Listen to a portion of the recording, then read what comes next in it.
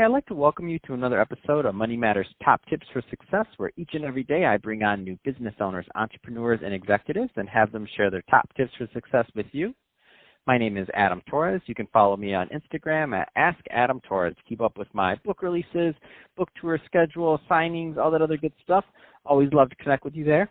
And as always, if you'd like to apply to become a co-author of one of my upcoming books, just head on over to the website, moneymatterstoptips.com, and click on Become an Author to apply. All right, so today I have Mary Lockwood on the line, who's Managing Director over at Mindera Software. Mary, welcome to the show. Thank you. I'm so good to be here.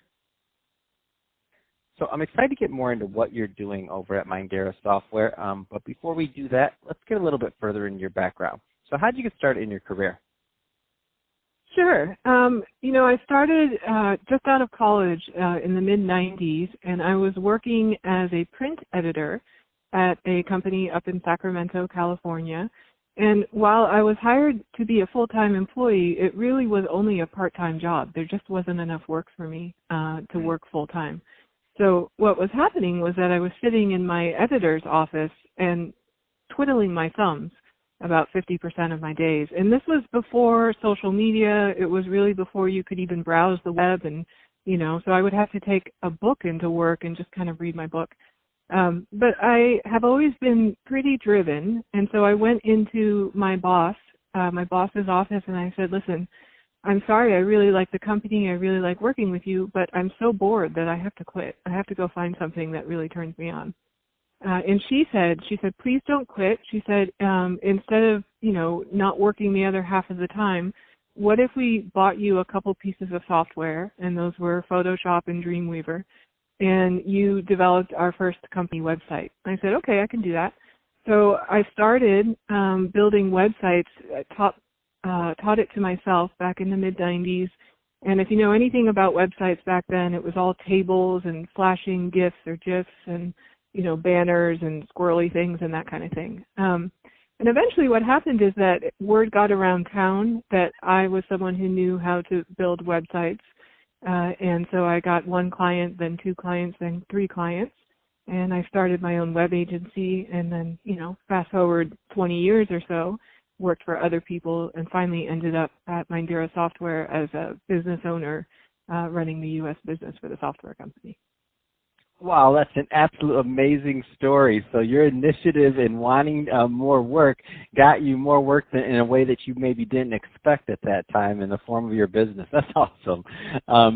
So that being said, there's some entrepreneurs out there that are listening right now that maybe they're just getting started. So they're, just graduating college, or they're a couple years out of college, and they're thinking about going down that route of a business owner, which you've been for a long time. What kind of advice would you give to that new entrepreneur out there that's just getting their feet wet? Gosh, there's so much. Firstly, I would say that it starts with a vision. It starts with a vision of, what kind of life do you want to live? And, a lot of people say, well, I want to make $1 million. And it's, that's okay, but it's more than that. How do you feel? How would you feel as a millionaire? In my case, and this is God's honest truth, the reason I wanted to pursue the web design business back in the day was that I really value freedom, and I looked at it and I said I could work part-time and I could make, good money so that I can live the rest of my life doing other things as well. So that was my vision, was part-time work with full-time pay. And the second piece of advice, so have that vision and then stay open as the steps present themselves. Because really the truth is that as soon as you think that you should or could do something, you've probably already created the seed. And then the next step for you to do is to nurture that and have it grow. And that can take decades. So, it really just be consistent and stay open to, people's advice or following the crumb trail, as, like the old Hansel and Gretel fairy tale. I think that's the best advice that I could give to new entrepreneurs just starting out. I love it. That's great stuff there. Mary, I want to switch it up a bit. Let's get into what you're doing over at Mindera Software now. So first, please tell us a little bit more about the company. Sure. So Mindera Software, we're what's called a professional services or tech services firm mostly. We have about 500 software engineers globally. And what we do is we work with very large clients, providing their software engineers, product owners, essentially building their tech. And I always like to say that if you've ever ordered anything online, including pizza or luxury fashion, or even placed a bet online, you've probably done so using technology that Mindera software built.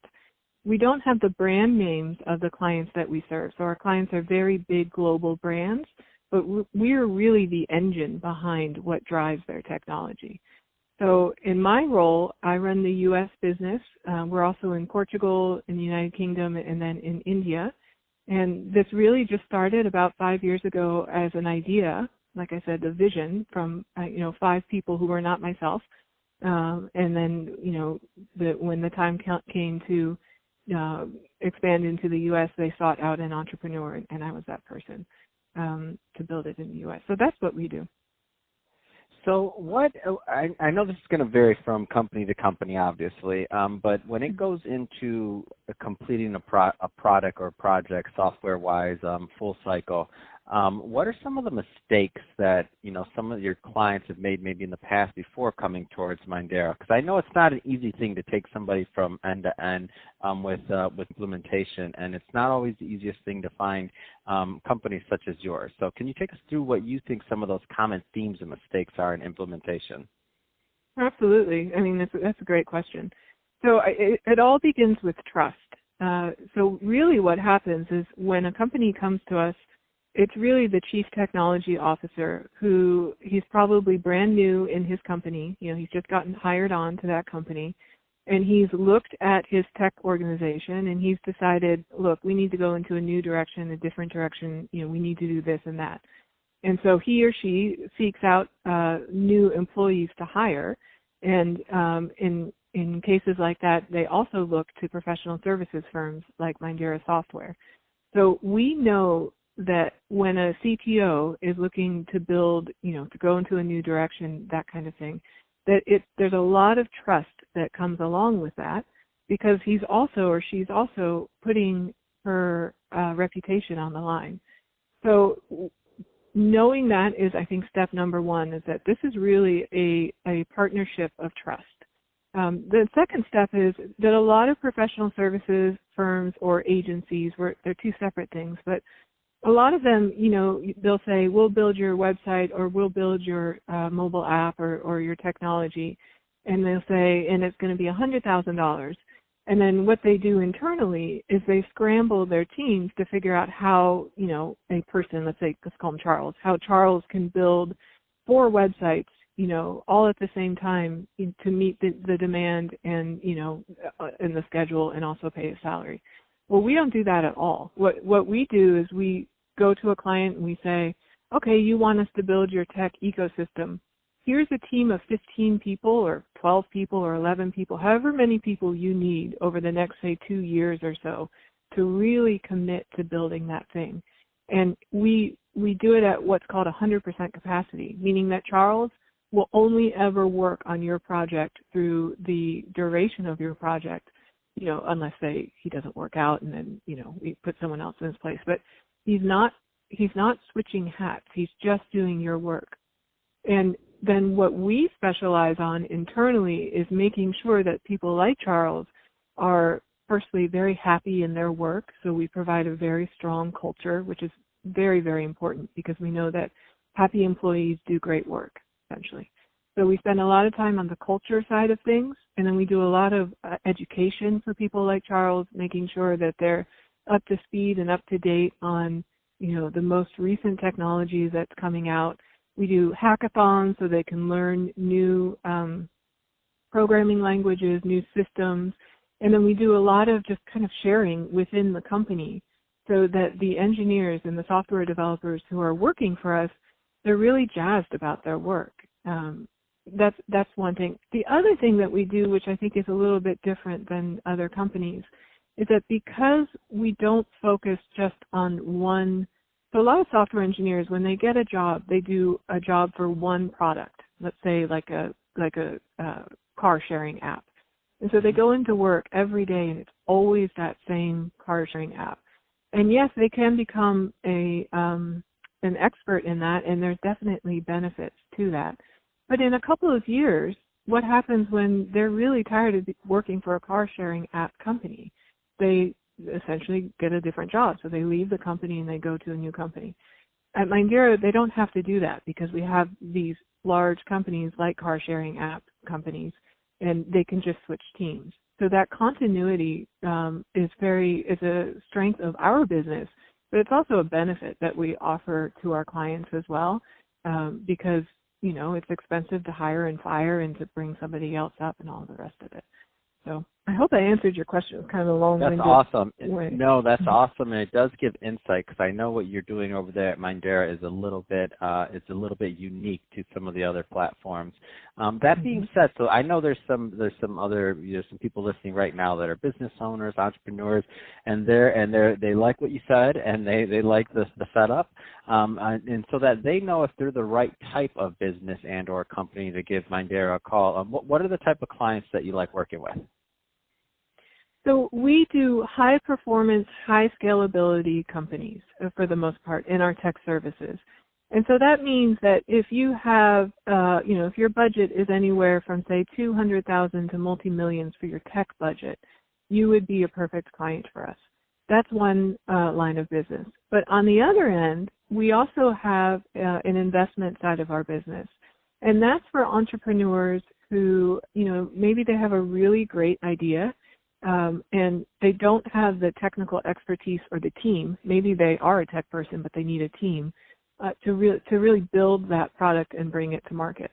So in that case, what we do is we become that person or that small company's tech team, and we do an equity share model.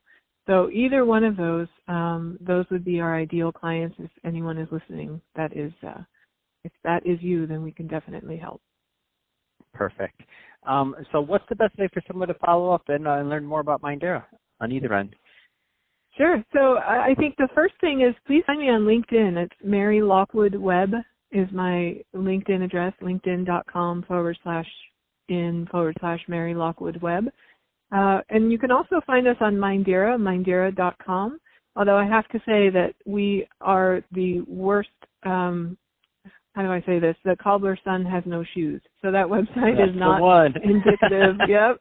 It's not indicative of all the stuff we do, and we know it. We're working on it and all of that. So I really, find me on LinkedIn. I'd love to connect there. I love it. So Mary, I appreciate you coming on the show today and sharing more about your background and all the great work you're doing over at Mindera. And to the audience, as always, thank you for tuning in. Hope you got a lot of value out of this. If you did, don't forget to subscribe to the podcast, leave me a review on the Apple iTunes Store, share this with your friends, your family, your coworkers. Do all those great things we do to support our podcasters. I really do appreciate it. And Mary, thanks again for coming on the show. Adam, thank you so much. It's been a pleasure.